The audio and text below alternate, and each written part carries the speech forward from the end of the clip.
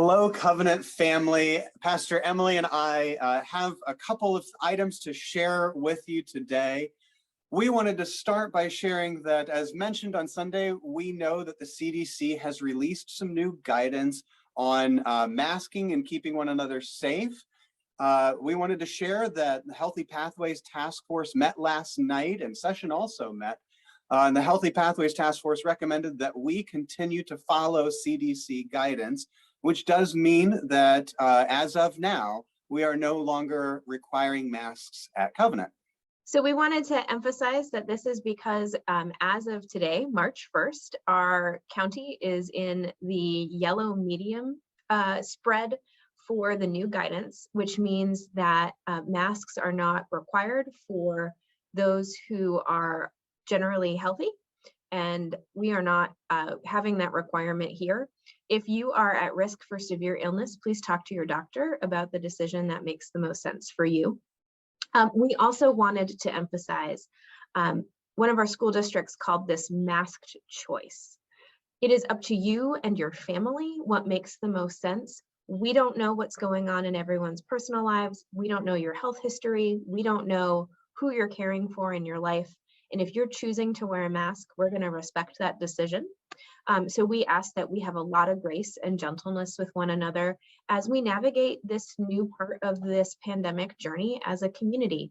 And we did want you to be aware that should we move higher into the caseload and now hospitalization categories that are determining the new protocol, should we move into that high red phase, we will require a mask again unless the CDC guidance changes again. There's more information about all of this on our website. You can go to our website, and under the resources tab, there's COVID-19 information.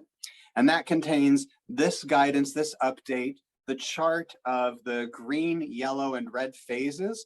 And at the bottom of that page, there's also a little widget that you can use to tell you what mode Chester County is in right now. So please do feel free to use that. There are links on that page to CDC information as well, if you want to do some further research.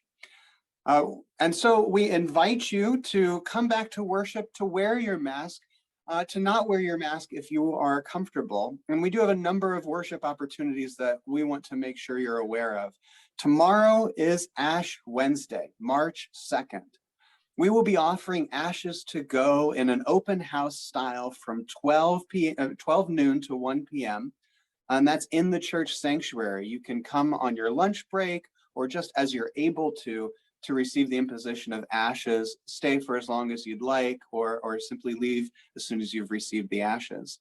Tomorrow night, on Wednesday at 7 p.m., we will have a full worship service with communion to mark the beginning of the Lenten season and our preparation for Holy Week and Easter. And our first Sunday in Lent, this coming Sunday, is going to be our return to 2 services for worship. So we will be meeting for worship at 8:30 and 11. We will be live streaming at 11.